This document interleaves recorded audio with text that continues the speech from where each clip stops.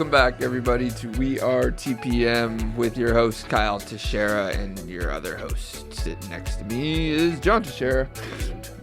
What's up, dude? We are back this week to discuss the softening rental market. If you guys have anything to discuss, want to discuss that topic or any other topic that we talk about, give us a call, 817-818-9039. Shoot us an email the old school way at showmethemoney@wearetpm.com. John Teixeira, still sitting next to me. What did we discuss today? Here. The softening rental market. It's tough out there right now, right? I mean, as far as rental rates. And so there's a lot of vacancies. There's people still trying to get the rates that they were getting last year or even 6 months ago, and it's not working because there's not as many people out there renting. The economy's soft. The election is happening. All kinds of stuff happening in the world right now, and rents are temporarily going down, just like it's very cyclical. So it's happening just like every other market. It's cycling down for some period of time right now. Well, and I'd like to. We're recording this one October 17th. We've mentioned a lot about what time of year. What year is it? 2038. Oh, God. I'm old.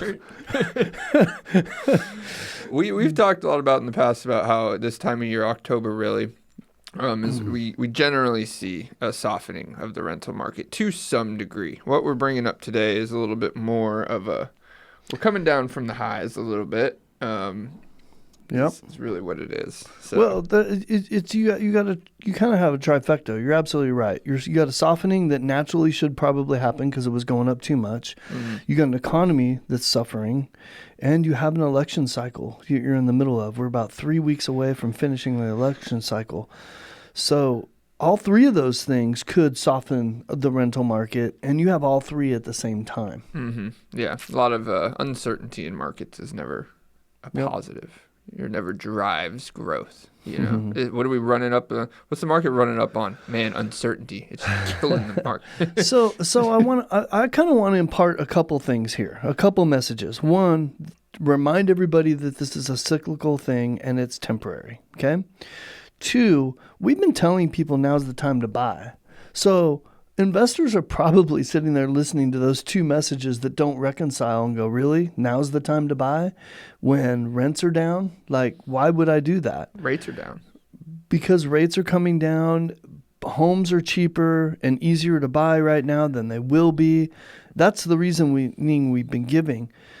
If you decide to buy right now, and the rents are down, it's fine. They're only going to be down for a little while. You'll sign one lease and that's with it like that. Yeah, and not all places. Probably. I mean, high demand areas and high demand sub markets are still sustaining. Micro markets. There's micro markets. Absolutely. There's a big softening in the places that are getting high inventory, right? And a lot of that's trickle down economics from the sales market. So we're going to keep this into the softening of the rental market. But we've already talked that there's been a softening in the sales market. And when a softening in the sales market goes on long enough, aka inventory sits on too long, people decide, all right, well, let's rent it. And that's happening in droves right now. Well, yes. And a good example of what you're talking about is we have in North Arlington, we have a master planned community that we've always done really well in. We've gotten really strong rents. We've never had any problem getting anybody in there. And rents just have been really, really good, really high, right? It's a coveted area. Well, I had an investor call me with a new one yesterday in that area, and she wants us to rent it. And so I'm pulling up an analysis for both that one and one that we have coming up. And this home would normally rent for about $3,600 based on what's happening. And right now, in order to compete with the 18 listings active on the market, and I'm not talking about all the listings, I'm talking about the ones that are similar in size and just like this home, townhomes in this area. 18 listings. I couldn't believe it. Couldn't believe my eyes. we probably need to market at about 2,800 to be competitive to get somebody in there. And that's my point, is that it's more important that you get somebody in there paying rent than you over concerning yourself with how much rent you're getting at times like this. Because something is better than nothing. So true. And it's an easier math equation than some people make it out to be, right? So they will stick to their 3,600 for 2 months, okay? Instead of renting it out for 30, let's say 32. That's a huge jump, right? They're like $400 less. That's insane. Mm-hmm. Well, what's 3,600 times 2? You know? If you had rented it out for 3,200 2 months before, $400 times 12, let's see, that's $4,800. It's a lot less than $7,200. Yeah, than the $7,200 you would have, that you lost by waiting 2 months. And it's still not rented. And it's still, at the end of that math equation, is still probably a $3,200 a month, right? So speed to reducing. I mean, these softenings are good. They're healthy for the market. There's a lot of negatives combining to make this a little more extreme, but like, especially in that range, like $3,600 a month is not, the lower income families, right? Yeah. In this area. So, and the middle income or upper middle income is being wiped out, and that supply is going down because everything other than housing has gone up so much. So like people who used to be able to afford $3,600 are now rebudgeting to $2,800, and then you have a bigger jump. The people who could spend $5,000 a month on rent didn't do it because they were at the top of their budget at $5,000. That's just a big jump. That's a huge jump. Most people spending $5,000. That's a significantly less portion of their income. Mm-hmm. Like they make, let's call it $15,000, $17,000 a month. I mean, they have to even qualify at most places. So it's a big difference. So I think all these factors combining is having an effect on it. So it's definitely not Uptober for rents. Uptober, that was a good one. I like that. Yeah, it's a temporary deal, and you know what? It's something that correlates really well with what's happening with rents is the amount of evictions that we're seeing.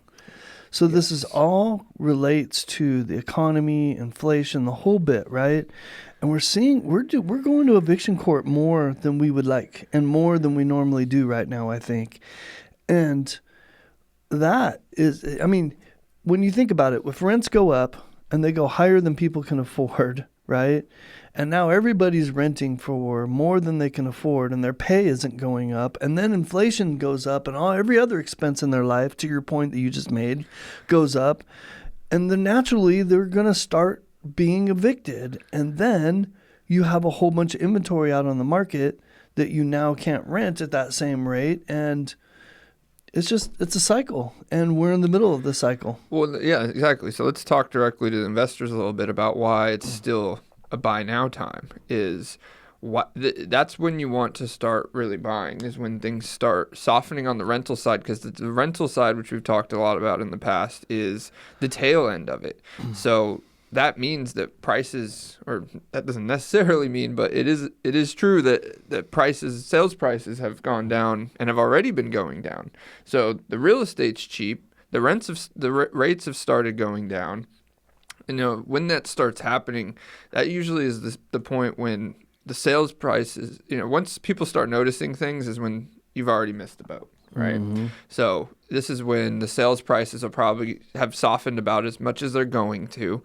Rates can keep going down, but that's something that you can still affect change on in the future, right? You can still refinance, you can still do that. The sales price won't change. But once these things start getting better, once rents stop softening and start going back up, it's going to, sales prices at that point probably already have started going back up.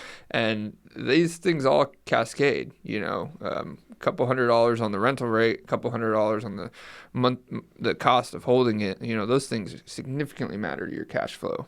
And as an investor, just use some common sense and some basic economics, right? Look around at what's happening in the world right now and understand that when people are more confident in the economy, employers they invest more, right? They invest more into their employees. They hire more people. The economy does better. More people now buy stuff. And that all correlates with what happens with rents. So just pay attention. Right now, all of that, everything I just mentioned sucks, right? Well, yeah. That's when you want to be in. Don't they say buy low? Well, buy low, sell high. And like another one I like to say is it's not against anyone. It's just a fact. The 2 Ds, deals come from desperation, And what I see right now is the back end part of the market is the wholesale market, which is where a lot of investors buy their inventory. That inventory is sitting on the market too. At rates I've never seen, not never seen, but like very recently, wholesalers can't even get things sold. So now they're throwing deals. They're on my phone begging me to buy stuff, it's a good point to be in for finding the deals. Right. And to your point, wholesalers, what I'm noticing, I'm sure you're seeing them too, they're also doing the same thing that some landlords are doing, and they're trying like heck to sell at the rates that they thought they should have been able to sell for, months ago. Well, instead of making an adjustment. Yeah, and these other factors help you justify getting deals. Well, okay, this house isn't, you could say this house isn't worth this because sales prices in this area are going down by this. You need to go down by this, and then now rents are going down by this. So to even make it worth my while, and here's my cash flow number, and that's the deal I'll do it at. Yeah, that's what everyone's dealing with. Yep. So, but I mean, that's where it trickles down. If someone needs to sell this house and it's a burden to their finances, and they can't do that, and they try to rent it and they can't do that, now they go to a wholesaler and they're just trying to get a cash offer to get out of it. Deals come from desperation. That's where the sharks are swarming right now. We see it. The people who've been sitting on the sidelines with their cash are very close to getting ready to execute that money. And even the really smart investors, I could tell you, I can almost give you a timeline right now. It's October 17th. They're waiting 2-3 weeks. You give us another 2-3 weeks to see how this election results, and they'll really start executing some of those. Well, not only that, and deals. I still contend it doesn't even matter. The results of the election don't even matter. I think what you said will happen regardless. Now, no, I think it'll happen regardless. I'm just saying I know, and I know a lot of people who, and I know a lot of investors do this. They just, regardless of the result, they're just going to wait till after. Yeah. Yeah. They're gonna be upset when their guy doesn't get in, and then they'll be like, okay, well, it's time for me to move on because my life and my wealth is built among my actions, not the actions of a president. So, I forgot what I was going to tell you.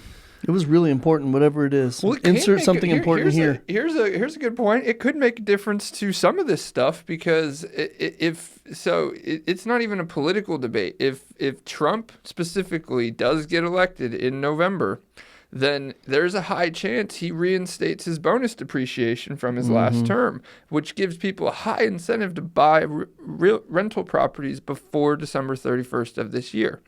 Assuming he backdates it, but he backdated it last time. So just going off historical events and the results of this, you could get some huge tax savings if he does do that. So, and that's what a lot of rental investors are I wouldn't say banking on, but hoping for. I feel like we've incorporated a couple different topics into this podcast. I like it because they correlate real well. Softening. But no, before we get back to softening, I want to remind people also, and I think we talked about this last time, that I think it's highly anticipated by people in the know. And when I say people in the know, two people in particular have been talking about this for quite some time that I think are well respected no matter what side of the aisle you're on regarding the market, the stock market. And that is both Warren Buffett and Donald Trump and Elon Musk. Actually, I've heard him say this also. And I think all three of them, whether you like those people or not, most people would say that they know what they're doing. They know what they're talking about when it comes to the stock market. I've heard all of them say recently to take your chips off the table, that the stock market is I know you pay attention to this, so I'm curious to Yeah, see what we you are say. not But giving it's stock market way advice over on this podcast. No, we're not. But it's my point is, if you listen to those people or you get that advice, or if that's the advice you want to follow, then why not take that money off the table, out of the stock market, and put it into real estate? Now, you don't necessarily need to put it into a piece of real estate. You could put it into a REIT. You could put it into a stock that invests in real estate. You could keep it in the stock market and still move it into a real estate realm. The point being, I think that most are anticipating that the stock market is overvalued and it will correct itself very soon. Yeah, I mean, that's been probably coming, in my opinion, for a while. People are moving their money into Bitcoin. So NVIDIA October right now, 17th of 2025, we'll be doing this podcast, and it'll be a 6-digit number, in my opinion. But yeah, don't even get into NVIDIA. I mean, that's ridiculous. NVIDIA is just an example of how ridiculously overvalued everything is. I mean, that's probably the least overvalued. They have the most valuable piece. They're selling the most valuable product to exist in the last 25 years.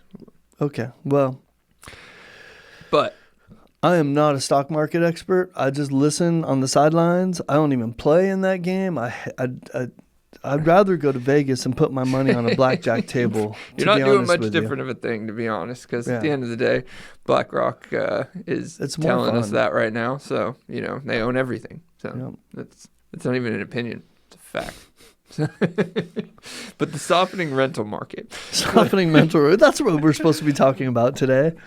But, I mean, that's where, like, I'm actually trying to buy again right now. This is perfect time. I think bonus depreciation might come back. And another opinion I heard, this is just, talking, I know we did an episode about the election, but when it comes to housing prices and stuff, either candidate is going to help that. This is a rare event where, one candidate wins, you're still going to have a massive supply issue because, the massive amount of people needing housing. Well, and then the other one's just more tax friendly. Kamala's just going to, I'm sorry, Kamala's just going to print more money and give it out to people, which will help the housing market, but also will hurt inflation even more. See, that's an opinion. No, that's actually a fact. But that's the... Well, that's what she says she's going to do. I was more saying the inventory issue is being caused worse by the massive... I got you. What would you call it? Migration? Mass migration? Yes. That's what we're going to call it. Okay. And she wants to give $25,000 to those people as well as other first-time home buyers for their first home, which I'm not against doing that in a smart way, but she just wants to print money to do it, which is dumb. Sorry. Should we talk about that for a second? Because I'll tell you how that works. So this is, people Are always we done wonder podcast how number 3? Money printing in real estate works. Well, can we just chop this podcast up into 3 different topics? I have a lien on my house of $10,000 in printed money. So there's a good example because it was a first-time homebuyer program that my wife used, right? And they put, I owe the federal government $10,000 back at which time I sell my house. That money never existed. It just exists on a lien. And then one day I'm going to pen it back to them and they're going to scratch it off, right? So that is what they're doing. They're doing it.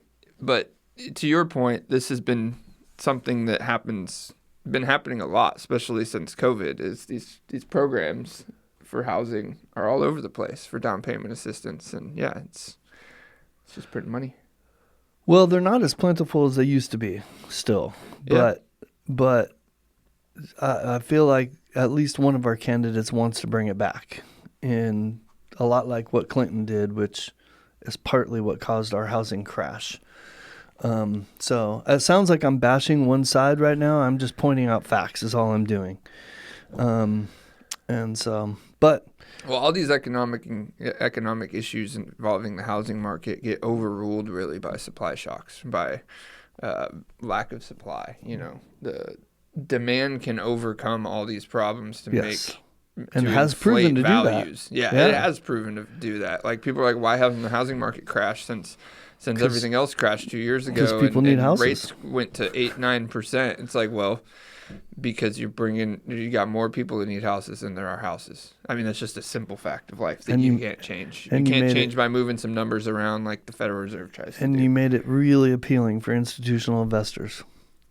And right now, they're not snatching things up right now. So, because it's not an appealing economic environment for them. Well, no. When the last administration ran on the fact that they were going to open borders and let millions of people into our country, you know what the biggest investor group in the world did? BlackRock.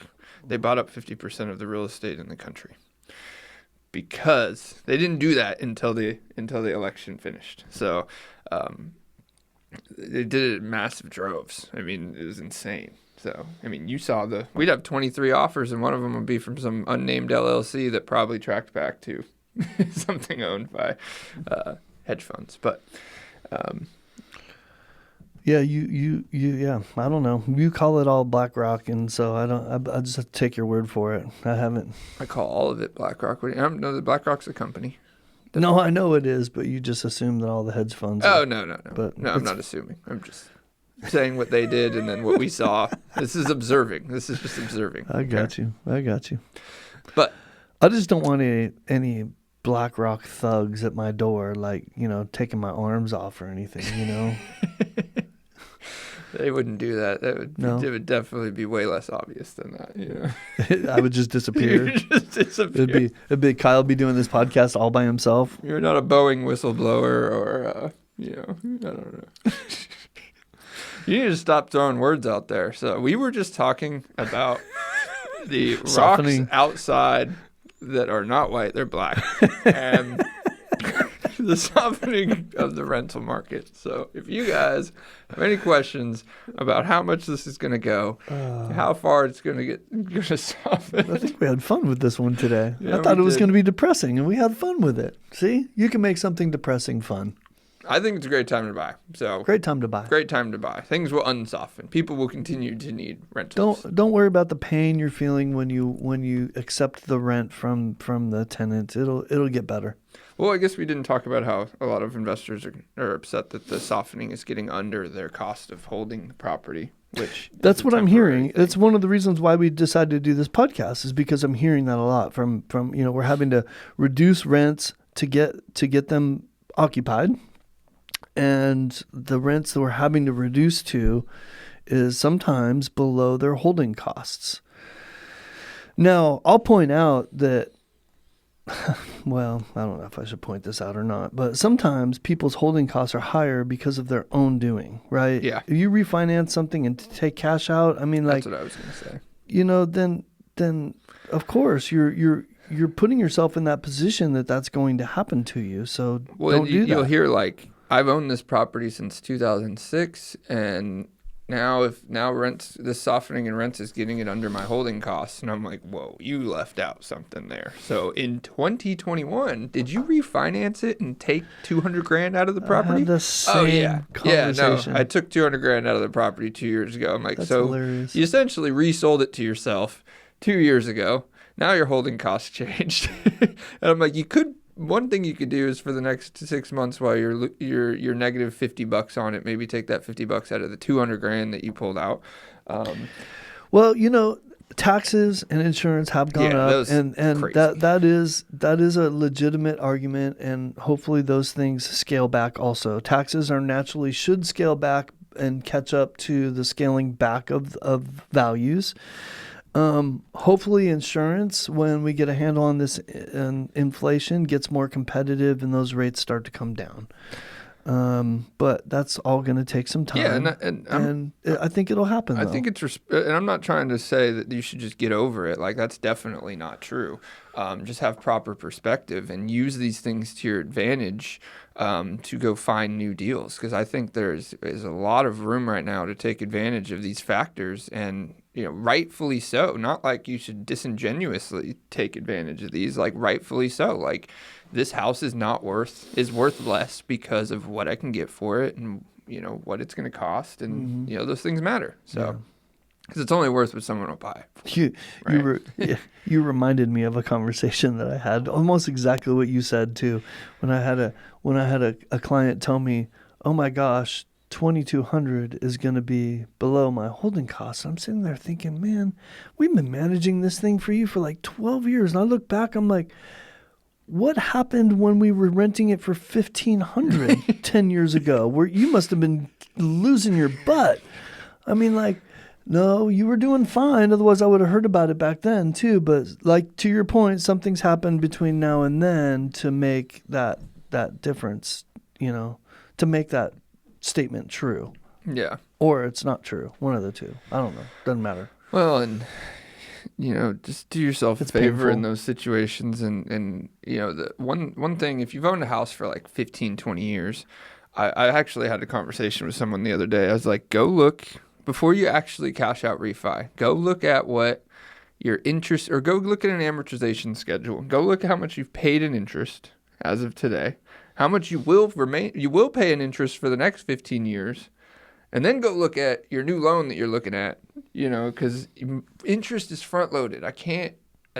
You can't describe this enough. So frustrating. That if you have a 30-year loan and 15 years later you want to refinance, you didn't pay down half that loan in refinance. You just didn't.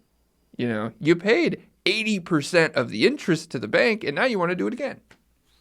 That's really what you're doing. So, I mean, there's smart reasons to do it. We talk about the BRRRR, we talk about cash flow, all these things, but know what you're doing, have proper perspective, and understand. Again, we're on topic number 4 now. Yeah. I love it. Andrew, throw it all split out this there. up. Let's split this up. Make 4. Well, no, these are the points that come up about this one topic: softening rental market. You get the call. Is the rental market softening? Yes. And let's talk about all I'm just trying to get more points. content out of this one podcast. That's all. Proper perspective. I did have that same experience when I looked at a statement earlier for a home that I recently refinanced for good reason.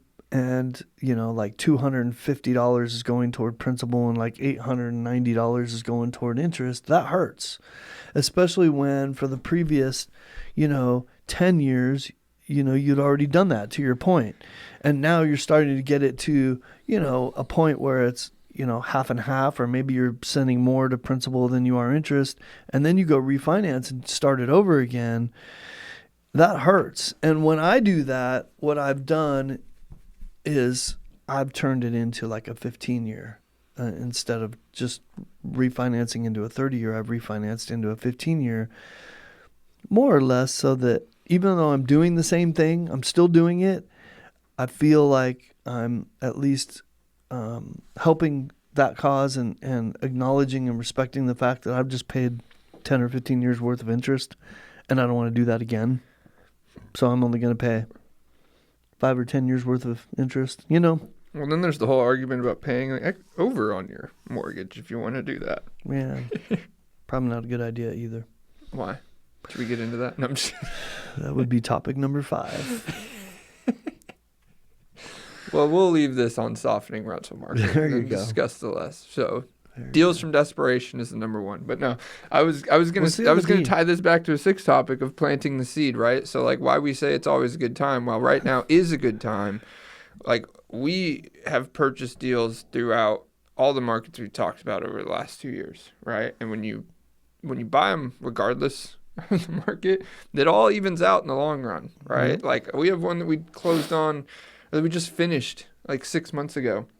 Yeah, the cash flow is going to be a little worse than we expected, but do we care? No, because this is a 10-year. It was 5 to 10 year time horizon. To your point, we care, but we're not thinking we're not thinking short term. We're thinking about a long-term investment, or a longer term investment than just what's happening this month and what's happening right now. Correct. So, I mean, I've commonly brought up the houses that I talk to people about between 2017 and 2019, right? And those short-term conversations they overcame. Well, did we expect 3-4 years after that to go by and you to be like, whoa, yeah, that worked out? No, I expected like 5 to 10 years to go by, but still, you never know. Plant the seed, get it done. Soften rental market will turn into an inflated rental market again one day. So, right. But this is great. Let's kill it. Last topic is our phone number. Give us a call, 817-818-9039. Shoot us an email the old-fashioned way at showmethemoney@wearetpm.com. John and Kyle are out.